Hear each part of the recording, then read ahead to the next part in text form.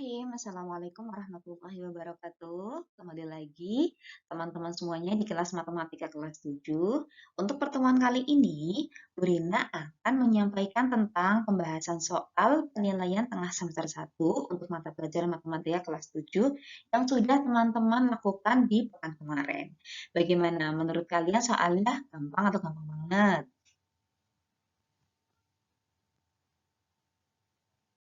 Kita mulai dengan soal nomor 1 sampai soal nomor 3. Soal nomor 1 sampai 3 menggunakan data yang sama ya, yaitu data total kasus penderita COVID-19 di berbagai negara. Oke, sekali lagi Bu Rina ingatkan, jika teman-teman menghadapi soal matematika yang berbentuk uraian, dipastikan teman-teman memahami soal dengan membaca berkali-kali. Ya, jadi boleh sekali dibaca berkali-kali supaya teman-teman memahami apa yang diketahui dan apa yang ditanyakan. Kenapa? Karena jika teman-teman tidak bisa menentukan apa yang ditanyakan, itu teman-teman nanti jawabannya pasti salah ya. Jadi pastikan teman-teman bisa mengecek dan bisa menemukan sebenarnya soal ini menyuruh saya untuk melakukan apa atau soal ini menanyakan apa, begitu ya. Oke, kita lihat. Di soal nomor 1 sebenarnya teman-teman dipermudah dengan informasi rumus untuk mencari tingkat kematian. Ya, yaitu dengan cara membagi total kematian dengan total kasus. Sudah dikasih rumusnya, teman-teman tinggal membagi dan boleh menggunakan kalkulator pula ya. Tapi beberapa masih ada yang salah. Kenapa? Karena salah untuk memahami soal. Oke, setelah teman-teman mengetahui cara menentukan tingkat kematian, teman-teman langsung dihitung menggunakan kalkulator, yaitu total kematian dibagi dengan total kasus. Total kematiannya adalah di sini, kemudian total kasusnya adalah di sini. Oke, kita contoh ya untuk negara Meksiko. Negara Meksiko. Negara Meksiko total kematiannya sekian, total kasusnya sekian. Teman-teman silakan membagi 60.800 dibagi 563.705. Dapatlah ini 0,11. Kemudian negara Chili dengan cara yang sama membagi total kematian dengan total kasus dapatlah ini 0,027. Seperti itu seterusnya sampai negara Peru. Kemudian teman-teman bisa dapatkan data ini, yaitu data tingkat kematian. Nah, seperti ini. Nah, setelah teman-teman mendapatkan data tingkat kematian, teman-teman cek lagi yang ditanyakan apa. Yang ditanyakan adalah urutan nama-nama negara. Ingat ya, yang ditanya adalah urutan nama negara, bukan angkanya. Dari tingkat kematian karena COVID terendah sampai tertinggi. Ya, kita cek. Kita cek di bagian tingkat kematian. Yang paling rendah mana? Ya, 0,021. Itu negara mana? Afrika Selatan. Nah, kalau sudah ditulis di sini Afrika Selatan, teman-teman boleh mencoret supaya tidak ditulis kembali atau mempermudah teman-teman. Berikutnya yang paling rendah lagi yang mana? Ya, 0,027 yaitu punyanya Chili, kita tulis negara Chili. Kemudian berikutnya lagi yang paling rendah lagi adalah Kolombia 0,03, ini Kolombia. Kemudian berikutnya adalah Peru 0,04, terakhir adalah Meksiko. Gitu ya. Baik, kita lanjut ke soal nomor 2. Untuk soal nomor 2, masih soal uraian ya dengan menggunakan data yang sama. Di sini ditanyakan negara yang berhak untuk mendapatkan bantuan APD atau alat pelindung diri. Nah, ternyata yang bisa mendapatkan bantuan alat pelindung diri adalah negara yang memiliki kasus aktif terbanyak. Ya, di sini ini clue-nya, kasus aktif COVID-19 terbanyak. Oke, kita bisa tahu kasus aktif pasien terbanyak bisa kita dapatkan dari total kasusnya dikurangi dengan total kematian dan total kesembuhan. Ya, Jadi kasus aktif itu berarti yang masih positif begitu. Jadi kita bisa mendapatkan kasus aktif yang sekarang masih positif atau masih dirawat di rumah sakit khusus COVID begitu ya, adalah satu dari yang sudah semuanya atau kasus semuanya dikurangi dengan yang sudah meninggal, dikurangi yang sudah sembuh. Nah, teman-teman kan boleh menggunakan kalkulator tuh. Jadi teman-teman tinggal menghitung.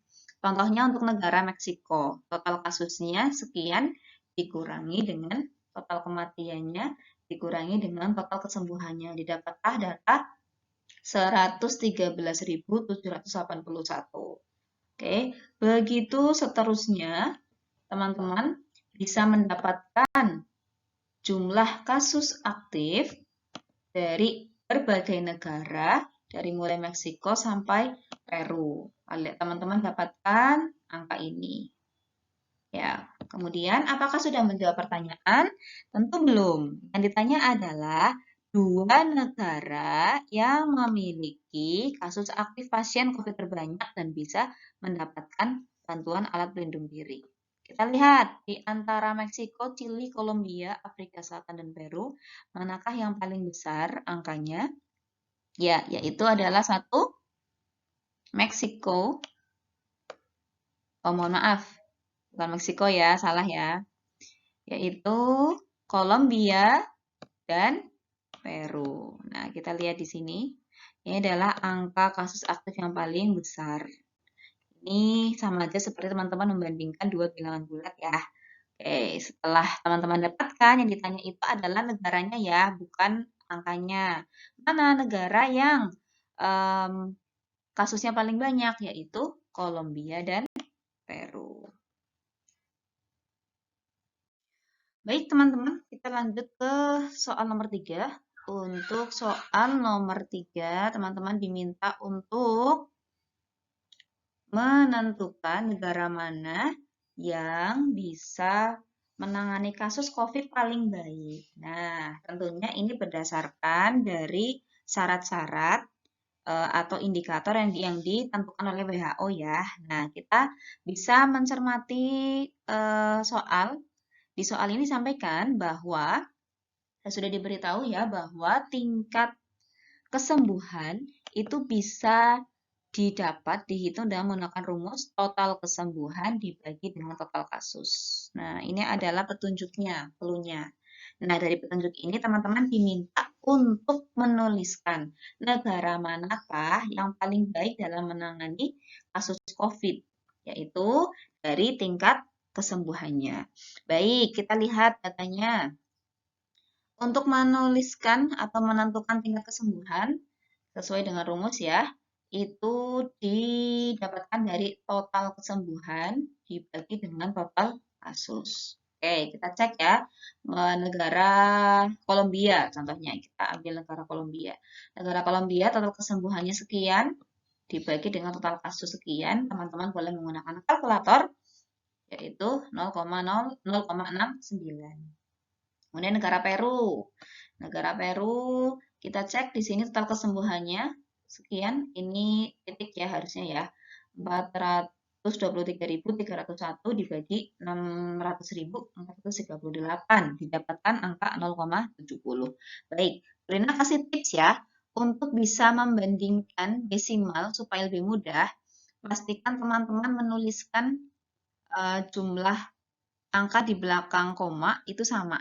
Ya, contohnya gini, 0,69 di belakang koma ada berapa angka? 2. Nah, yang ini untuk yang Peru, ini kan bisa saja dituliskan 0,7. Tapi biasanya teman-teman jadinya tidak teliti. Makanya kalau yang lain di belakang koma ada 2 angka, dipastikan juga ini juga ada 2 angka. Jadi 0,7 itu sama aja dengan 0,70. Baik, kemudian kita cek dari tingkat kesembuhan ini, yang paling tinggi, yang paling besar angkanya mana? Apakah Meksiko, Chili, Kolombia, Afrika Selatan, atau Peru? Ya, yang mana? Iya, dua negara yang memiliki tingkat kesembuhan paling baik, artinya dia juga paling berhasil dalam menangani COVID adalah dia Satu adalah Chili 0,93 dan yang kedua adalah Afrika Selatan 0,84. Di soal nomor 4 banyak sekali teman-teman yang terjebak ya. Banyak sekali soal jawaban-jawaban yang salah ya, kurang tepat begitu. Karena mungkin teman-teman kurang bisa memahami apa yang diminta oleh soal. Nah, yang diminta oleh soal adalah teman-teman menentukan, bukan menentukan skor ya, tapi menentukan berapa kali bertanding ya, dan itu paling sedikit, berapa kali yang masih sedikit itu bertanding, supaya bisa mendapatkan skor 14. Dengan ketentuan, kalau menang dapat 3, skornya 3, kalau seri 1, kalah negatif 1. Teman-teman ingat, dalam pertandingan sepak bola kan ada menang, ada kalah, ada seri kan. Nah, teman-teman diminta nih, kira-kira dengan skor 14, skor total 14, itu SMPT Buah Hati sudah melakukan berapa kali pertandingan. Nah, di sini teman-teman boleh coba kalau 6 kali bertanding, coba kalau 7 kali bertanding, coba kalau berapa kali bertanding begitu. Dengan mencoba teman-teman bisa tahu kalau dapat 14 berarti berapa minimal pertandingan. Oke, kita cek ya. Skor 14 bisa didapatkan dari 5 kali menang. Skornya berarti berapa? 15 ya. 1 kali kalah. Kalau kalah berarti negatif 1. Ya, 1 kali kalah. Nah, berarti kalau dengan 5 kali menang dan 1 kali kalah, itu skornya 15 tambah negatif 1 sama dengan 14. Berarti berapa kali bertanding? 5 kali menang dan 1 kali kalah, berarti 6 kali bertanding. Kemudian bisa juga dengan cara 4 kali menang, itu skornya 12, 2 kali seri, skornya 2, total skornya adalah 14. 12 tambah 2 sama dengan 14. 4 kali menang, 2 kali seri, total pertandingannya 6 kali pertandingan. Begitu ya. Nah, teman-teman boleh mencoba sampai ketemu yang paling sedikit jumlah pertandingannya yang mana, berarti itu jawabannya.